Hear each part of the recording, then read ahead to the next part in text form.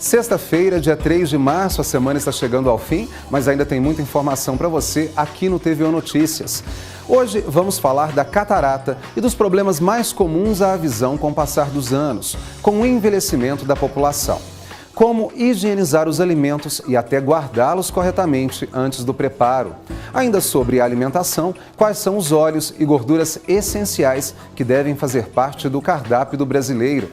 Crianças aprendem sobre o patrimônio cultural da cidade de uma forma bem diferente. Saiba como no jornal de hoje, que tem mais. Menores em situação de risco social são acolhidos por famílias que ajudam no desenvolvimento saudável dessas crianças. O TVO Notícias está só começando.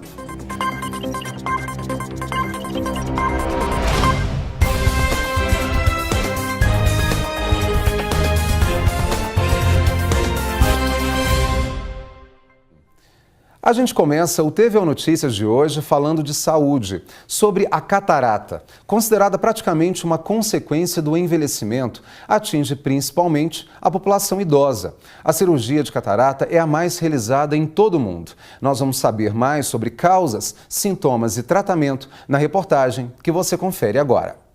Dona Laura tem 66 anos e fez cirurgia de catarata há aproximadamente 5 anos. Minha vida antes era assim, era a vista embaçada, mas eu julgava que era o diabetes. Fui no médico, ele falou que era catarata.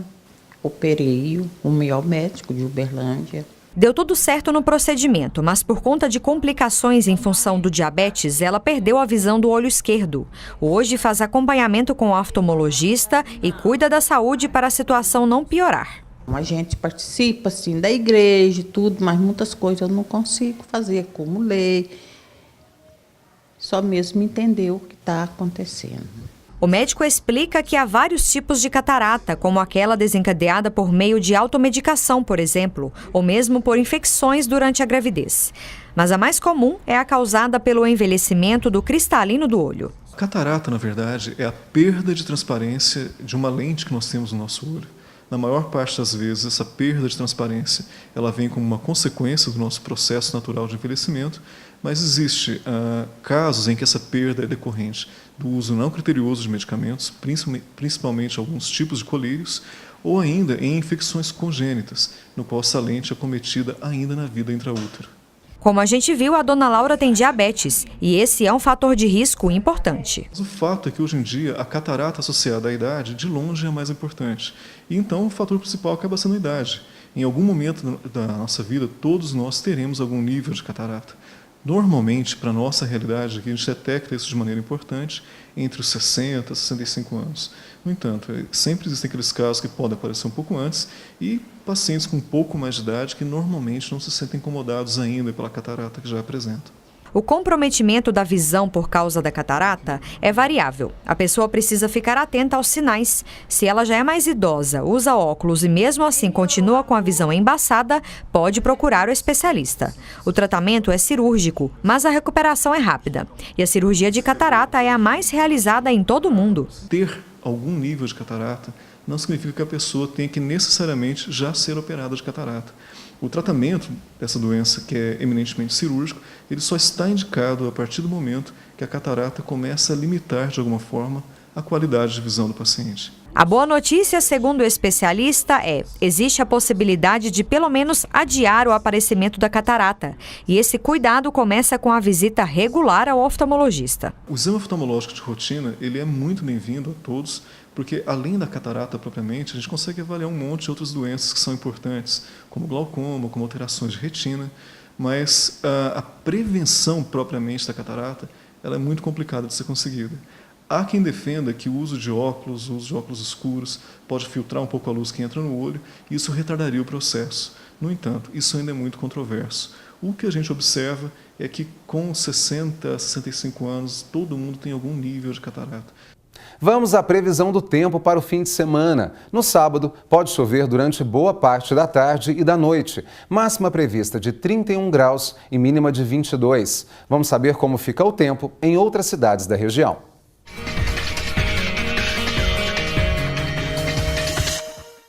Em Frutal, o dia começa nublado e pode chover à tarde. A temperatura varia entre 32 e 22 graus neste sábado. Sol entre nuvens em Indianópolis. Pode chover durante quase todo o dia. Máxima de 31 e mínima de 22 graus neste sábado. Em Ituiutaba, o dia amanhece nublado e tem previsão de pancadas de chuva no restante do dia. Máxima de 34 e mínima de 25 graus. Em Patrocínio, a temperatura fica entre 31 e 22 graus no sábado. Tem possibilidade de chuva rápida à tarde e também à noite. Depois do intervalo, como higienizar os alimentos e até guardá-los corretamente antes do preparo. E mais, quais são os óleos e gorduras saudáveis e que devem fazer parte da nossa alimentação. É um instante só e o TV Notícias volta já.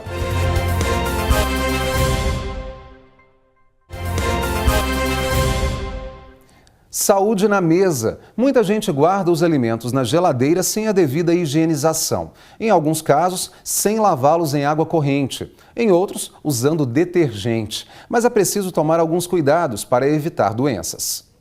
O primeiro passo na hora de guardar os alimentos que vêm do supermercado da forma correta é a higienização. No caso do alface, por exemplo, as folhas devem ser lavadas uma a uma em água corrente. As frutas também passam por esse processo. Para ficarem limpos de fato, os alimentos devem ser mergulhados em uma solução com cloro. E olha, dá para fazer isso com água sanitária comum. Só tem que ficar atento à informação na parte de trás da embalagem, dizendo se pode ser usada em alimentos. A chefe e nutricionista Pamela Sarkis explica que para a solução vai 1 litro de água para 1 colher de água sanitária. Em geral, os alimentos ficam lá de 10 a 15 minutos. Depois que a gente lavou, por que é importante tirar a água do alimento? Tudo que puxa a umidade, a tendência de contaminação é maior, porque as bactérias precisam de umidade para se proliferar. Então, quando a gente consegue tirar a água ou o ar, no caso de embalagem a vácuo, o alimento vai conservar melhor. Pamela, além das verduras, como guardar as frutas lavadas? Tá, primeiro passo também, secar a fruta. Depois que você secou, você pode passar um filme plástico na fruta individual.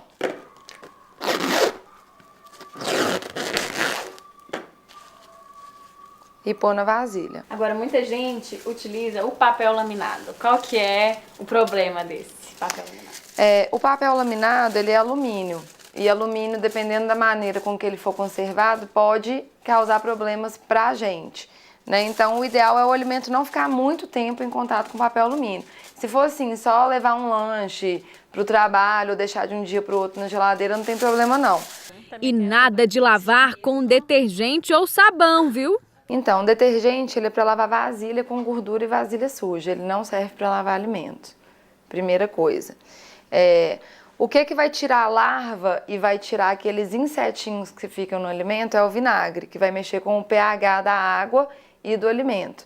Então, o vinagre não mata a bactéria, ele mata os bichinhos, ele tira os ovinhos que ficam grudados nas folhas, por concentração de pH mesmo. Os ovos também merecem atenção.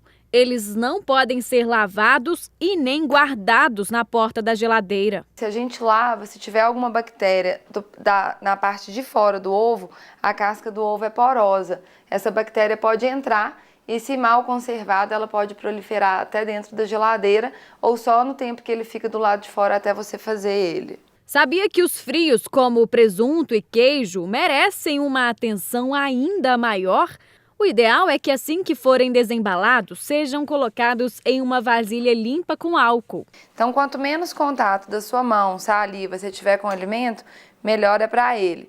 A Carla trabalha o dia todo e não tem muito tempo para cozinhar todos os dias. Ela tem dúvidas na hora de congelar as carnes. Eu posso congelar esse frango?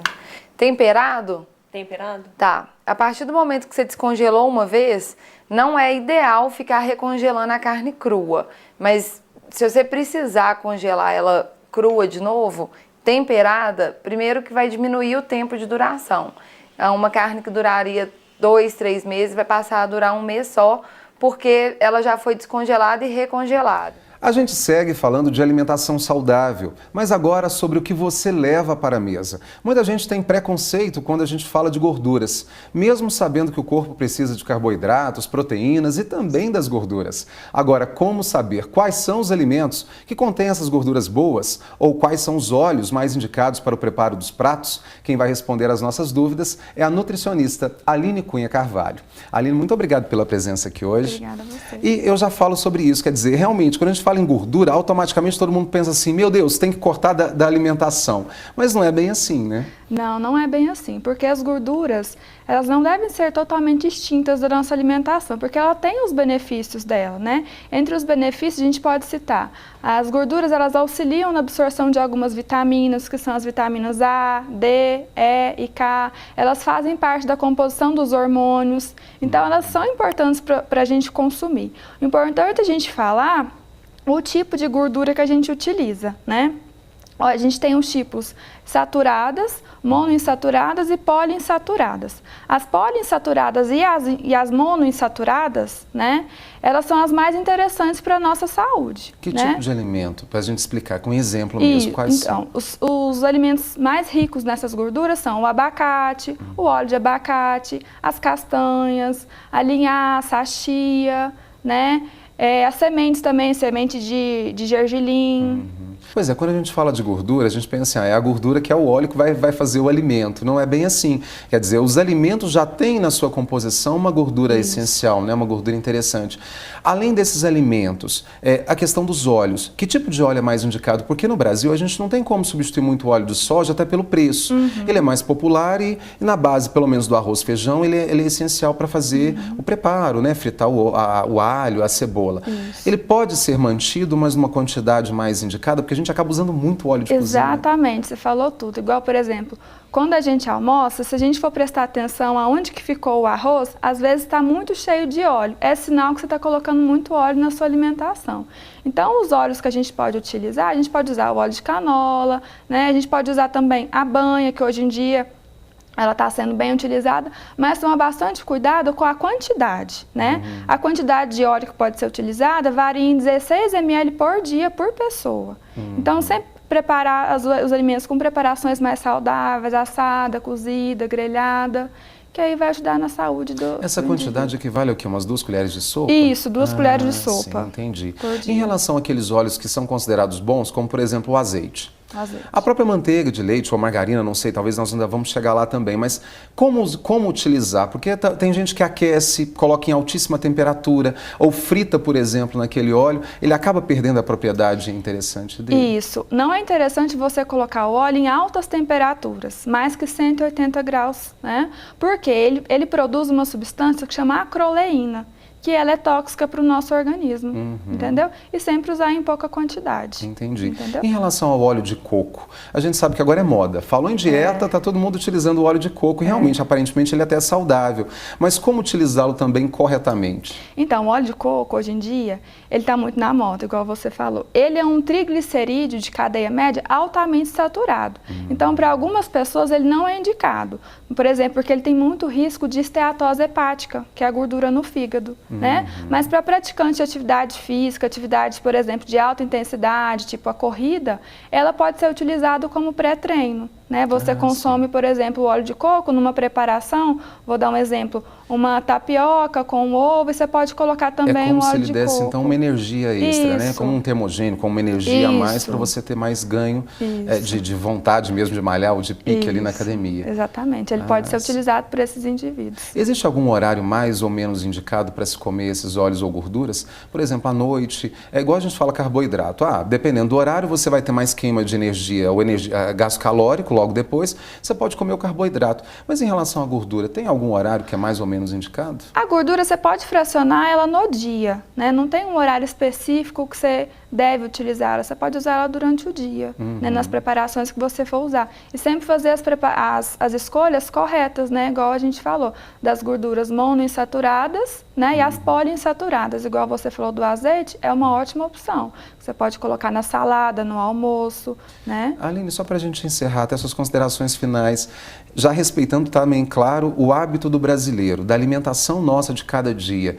o que é mais recomendado para todo mundo, independentemente de dieta? Porque a gente sabe que numa família de 4, 5 pessoas, tem um que está com sobrepeso, tem um que precisa fazer uma dieta de musculação. Então, são objetivos diferentes. Mas o que vale para todo mundo? O que vale para todo mundo, eu gosto sempre de falar isso, é o equilíbrio, né? O equilíbrio. Na dieta, as gorduras, elas variam de 25% a 30% de gordura, né? Então, não é consumir a mais e nem a menos que isso. E tomar cuidado com o tipo de gordura também. Não deixar não esquecer, né? Dos carboidratos, das proteínas, que também é importante na dieta, né? E fazer um equilíbrio, exatamente. Equilíbrio, então, para a vida toda, com certeza. É fundamental. Aline, muito obrigado mais uma vez pelos esclarecimentos. Obrigada a você. Muito obrigado. Olha só, crianças aprendem sobre o patrimônio cultural da cidade de uma forma bem diferente. Saiba como depois do intervalo. Tem ainda menores em situação de risco social são acolhidos por famílias que ajudam no desenvolvimento saudável dessas crianças. O TVO Notícias volta em instantes. Até já.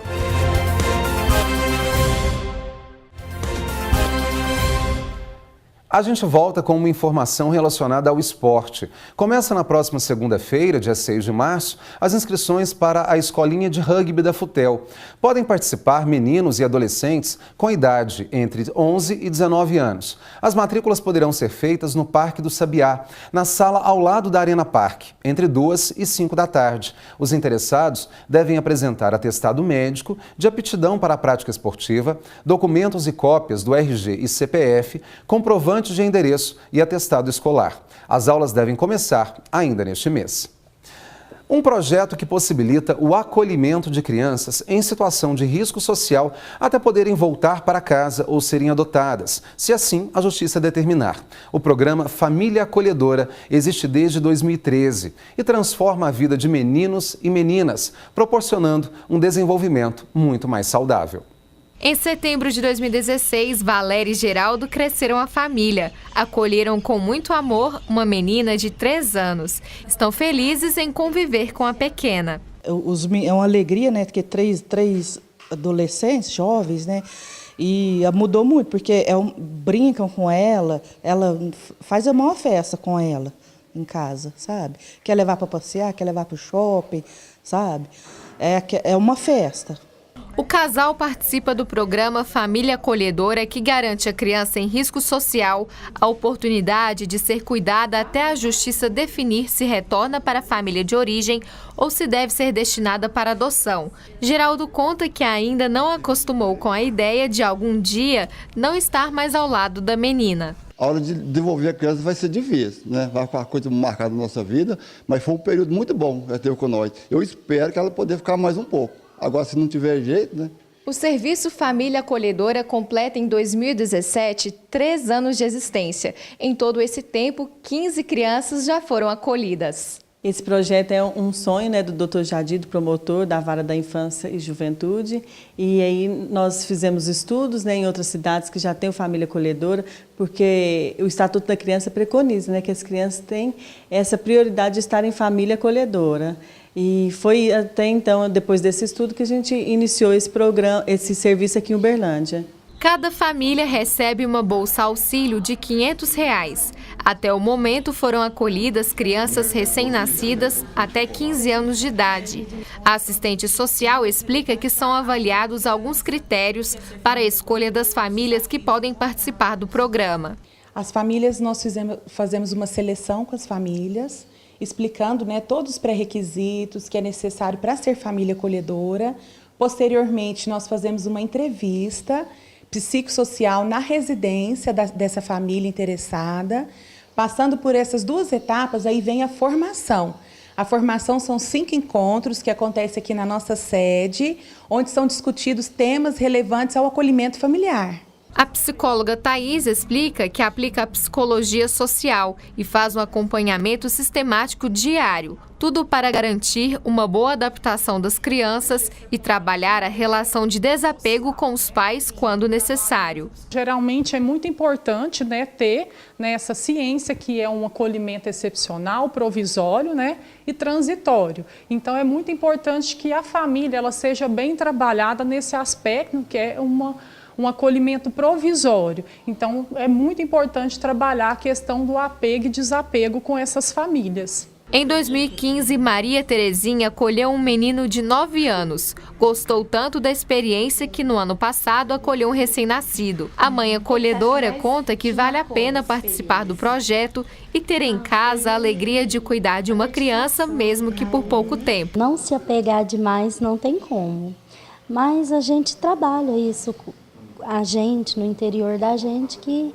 não é da gente, a gente só acolhe naquele período que ela está precisando, depois a gente temos que deixar elas ir. A família interessada em acolher os pequenos deve fazer um cadastro, passar por uma avaliação psicossocial e, por último, fazer um curso de formação. Para agendar uma visita, entre em contato com a equipe do programa pelo telefone 3226-9317.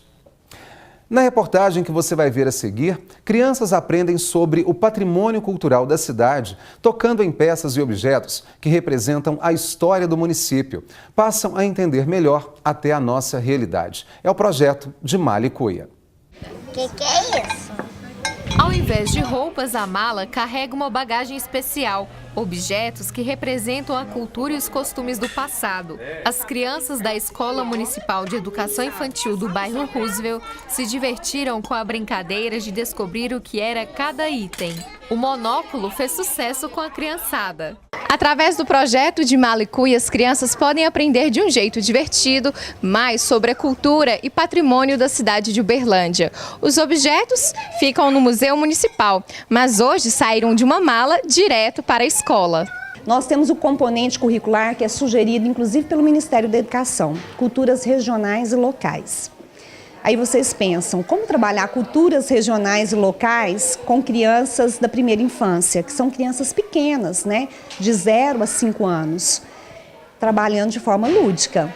Então veja, brincar com os objetos, conhecer a história do objeto, permite que elas entrem em contato com a cultura de uma forma muito tranquila, de uma forma muito serena, leve. As crianças também se divertiram com o jogo da memória, fantoches de dedo e dominó. A professora de artes, Tatiana, explica que o projeto de Mala e Cuia desperta o lúdico das crianças. Então, esse processo de aprendizagem, hoje, ele acontece de forma lúdica, né, de uma forma muito agradável e acontece realmente o aprendizado na criança. Quem ficou perto das crianças para responder as perguntas foi a professora Anerita. Ela conta que os pequenos ficam curiosos ao descobrir objetos que fazem parte da história dos pais e avós. Nós observamos que a criança despertou bastante interesse mesmo. Ficamos surpreendidas ao ver a criança manipulando determinados objetos e assim nos questionar, né, para que serve. Ou outras vezes eles perguntavam, eu vi na casa da vovó, vi na casa do titio, vi na fazenda e etc. Foi muito importante. A atividade ajuda a cumprir a disciplina Culturas Regionais e Locais. A escola gostou tanto do projeto que em breve vai montar uma mala com a ajuda das famílias. Seria uma ideia legal, onde nós poderíamos contar com a participação dos pais, para que os pais enviassem objetos que têm nas suas próprias casas para participar dessa mala coletiva da escola. Então nós acreditamos que as crianças vão ter assim, um aprendizado fantástico. Cecília é mãe do Heitor. Ela acredita que o projeto de Mala e Cuia é uma oportunidade do filho ter contato com a cultura e história. São conhecimentos que ele não tinha, né? Eu acho que criança nenhuma de 4 anos imaginava, né? Pode ter uma noção de como que era uma máquina fotográfica, um ferro de passar roupa, né? Então, assim, esse projeto vindo para a escola foi muito bom porque despertou a curiosidade deles. Gabriela conheceu pela primeira vez uma máquina fotográfica de filme. Gostou tanto do objeto que brincou de tirar fotos dos colegas. Eu peguei lá na mesa onde estava e depois eu gostei muito. E você aí de casa, já programou o que vai fazer no fim de semana? Confira as dicas da nossa agenda cultural.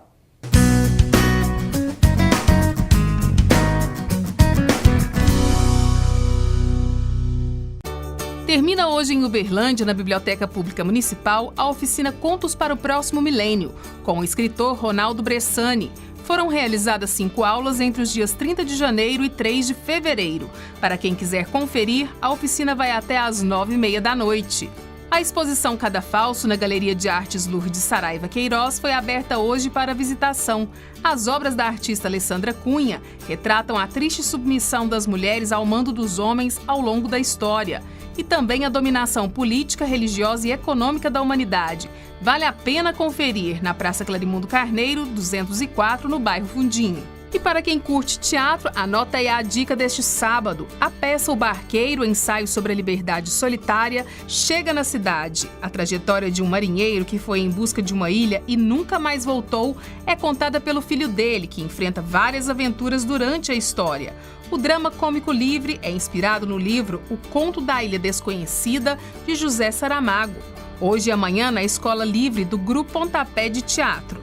Domingo tem também mais uma seletiva Katsu. Se você sempre quis fazer parte desta família, essa é a hora. As vagas são limitadas e para fazer parte do staff é necessário ter no mínimo 16 anos e ter a permissão dos pais. Interessados precisam levar caneta e lápis.